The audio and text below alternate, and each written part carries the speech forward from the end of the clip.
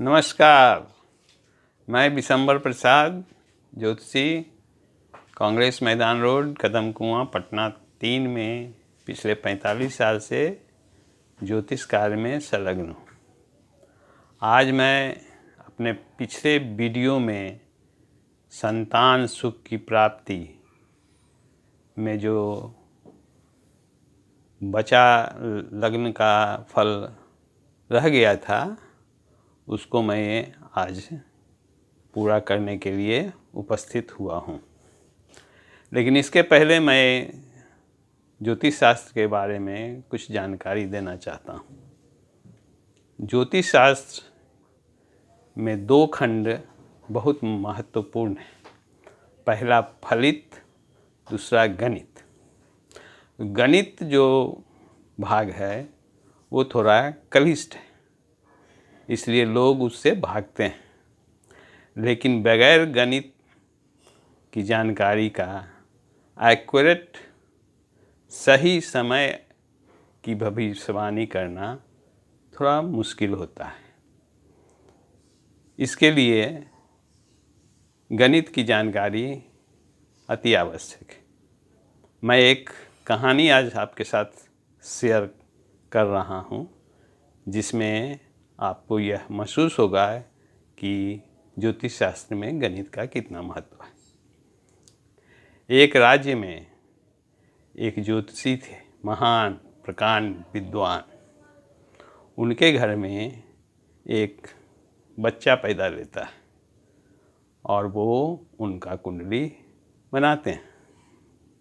कुंडली देखकर वो बहुत भयभीत हो जाते हैं और उस बालक को एक टोकरी में बंद करके गंगा नदी में बहा देते हैं। वह बालक धीरे धीरे नदी में बहते हुए एक दंपत्ति के हाथ में लगता है और वह उसको निकालकर भली भांति पालन पोषण करते हैं। बच्चा शुरू से ही भक्ति भाव में लीन रहता है और धीरे धीरे वेद, ज्योतिष शास्त्र यह सब में दक्षता हासिल करता है। इसके साथ ही साथ वह लगन लगाकर तप आदि कर वाक्य सिद्धि और दिव्य दृष्टि भी प्राप्त कर लेता है। आगे चल के जब वो लड़का 20-22 साल का होता है तो उसको अपने बारे में सारी जानकारी प्राप्त कर लेता है, मिल जाता है। वह इस बात को जान जाता है कि मैं इनका संतान नहीं हूँ और अपने पिता का ध्यान लगाता है। वो अपने दिव्य दृष्टि से ये पता कर लेता है कि उनके पिता फलाने राज्य में महान ज्योतिषी है, तो वह उस ओर चल देता है और उस राज्य में पहुंचकर वह अपने पिता को ज्योतिष शास्त्र पर शास्त्रार्थ करने के लिए आमंत्रित करता है। वहाँ का राजा यह सुनकर बहुत हतप्रभ रह जाता है और वो अपने राज्य ज्योतिषी से इस बारे में पूछते हैं। आखिरकार शास्त्रार्थ के लिए दोनों पक्ष तैयार हो जाते हैं और वो फलित खंड के शास्त्रार्थ करने के लिए उपस्थित होते हैं। नगरवासियों को भी सारी बातों को पता चल जाता है। जिस दिन शास्त्रार्थ होना है उस दिन वहाँ जनता की भीड़ लग जाती है। तो पहले राजा अपने राज्य ज्योतिषी को मौका देते हैं फलित करने के लिए। राज्य ज्योतिषी अपने पूरे गणना करके वह यह भविष्यवाणी करते हैं कि कल मध्याह्न वेला आंधी तूफान आएगा, उसके बाद तेज बारिश होगी और उस बारिश में मछली गिरेगा और वह मछली कहाँ गिरेगा उस जगह को वो चिन्हित कर देते हैं और कहते हैं कि मछली यहाँ पर गिरेगा। इसके बाद वह नवयुवक को राजा फलित करने का आदेश देते हैं।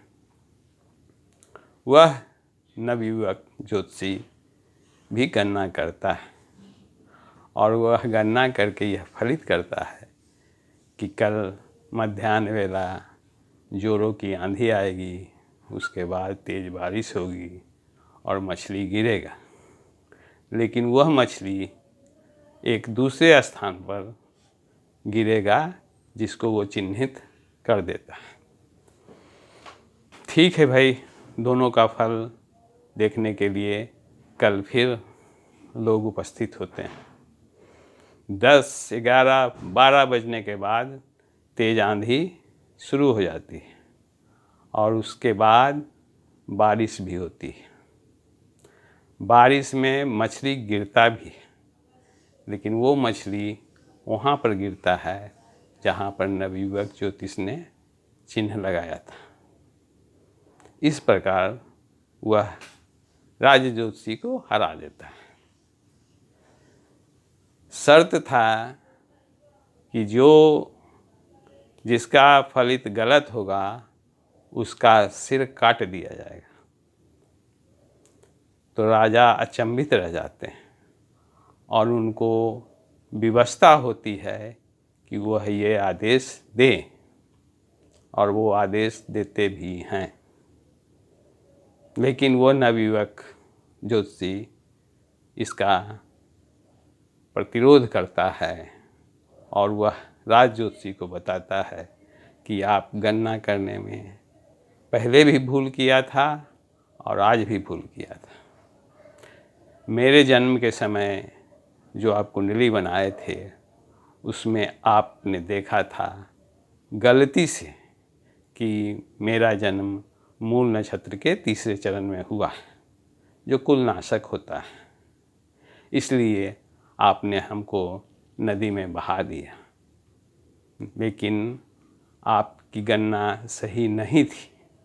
जिस वक्त मेरा जन्म हुआ था उस वक्त मूल नक्षत्र का चौथा चरण चल रहा था, और आज फिर वही आप गलती किया है। इसलिए मछली आपके चिन्हित स्थान से 15 कदम दूर जहाँ मैंने चिन्ह लगाया था वहाँ गिरा। और उसने राजा से यह अनुरोध किया कि उनकी सज़ा माफ़ कर दी जाए। इस प्रकार पिता पुत्र का मिलन होता है और राज ज्योतिषी का पद पिता अपने स्वेच्छा से त्याग कर अपने बालक को महाराज से विनती करता है कि इसे राज ज्योतिषी बना दिया जाए, और राजा इस बात को सहज स्वीकार करते हैं। तो ये है गणित का खेल। ज्योतिषी बनने के लिए सबसे पहले गणित में दक्षता आवश्यक है, नहीं तो फल एक्यूरेट नहीं उतरेगा।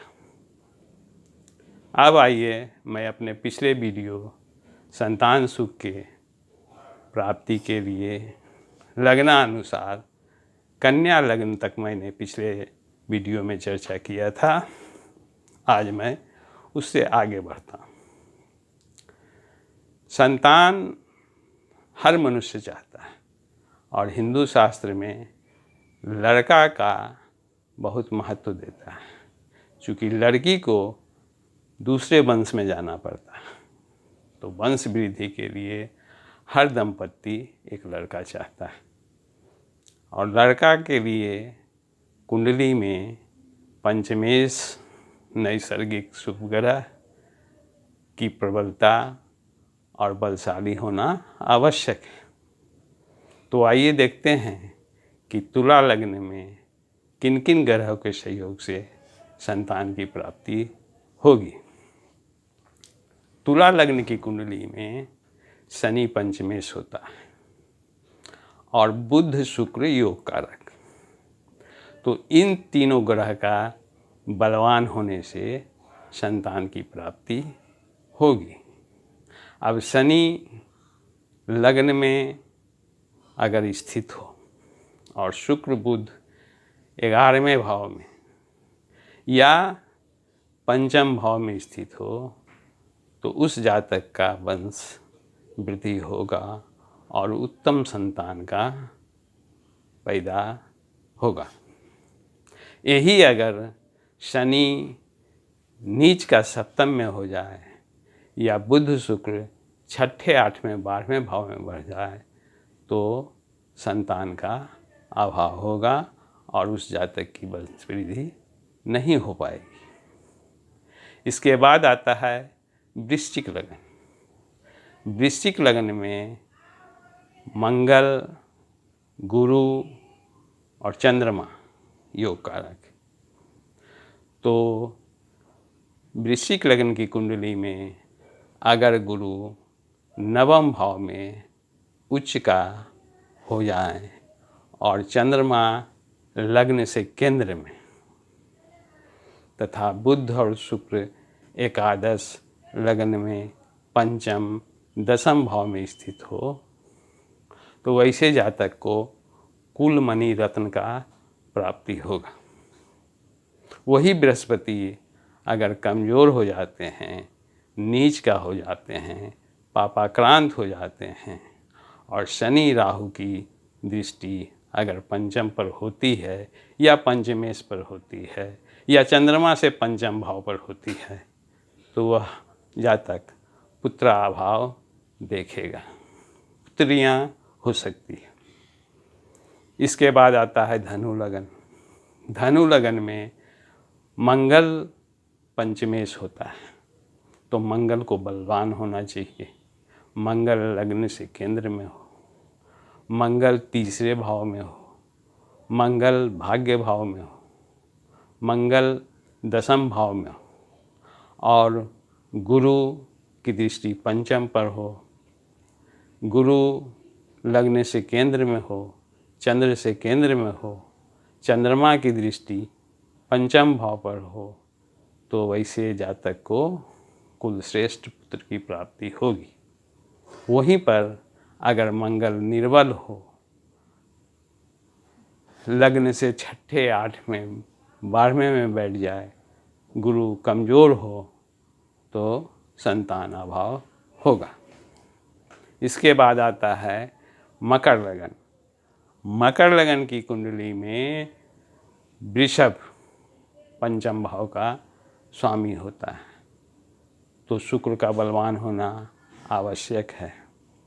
शुक्र उच्च का हो, शुक्र लग्न से केंद्र में हो, चंद्र से केंद्र में हो, बुध और चंद्रमा की दृष्टि हो तो अच्छी संतान की प्राप्ति होगी।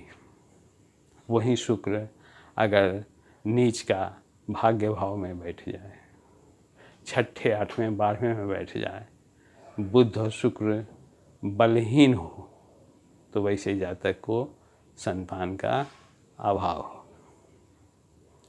कुंभ लग्न की कुंडली में पंचमेश बुध होते हैं तो बुध का बलवान होना आवश्यक है। बुध लग्न से केंद्र में हो, शुक्र चंद्रमा की दृष्टि हो तो अच्छे संतान की प्राप्ति होगी।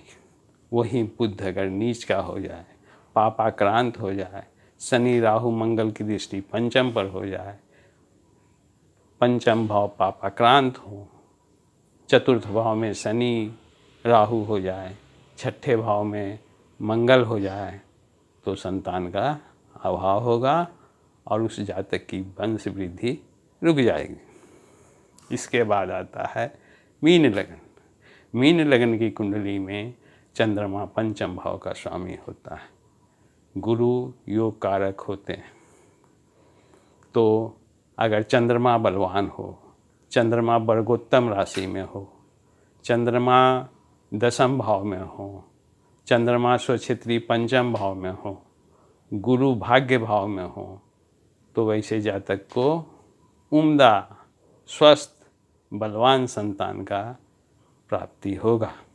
वही चंद्रमा नीच का हो जाए, छठे, 8वें, 12वें में बैठ जाए, शनि तीसरे भाव में हो, राहु के दृष्टि हो जाए पंचम भाव पर, तो वैसे भाव व्यक्ति को संतान का अभाव होगा और वंश वृद्धि रुक जाएगी।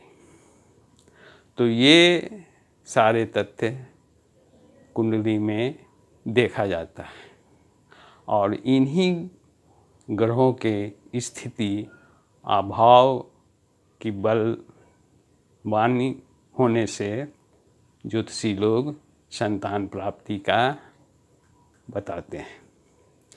कब होगा, इसके लिए हर जातक की अलग अलग दशाएं चलती हैं। उस दशा की गणना करने के बाद यह निश्चित रूप से बताया जा सकता है कि उनको कब संतान होगी। फिर मिलते हैं अगले वीडियो में। धन्यवाद।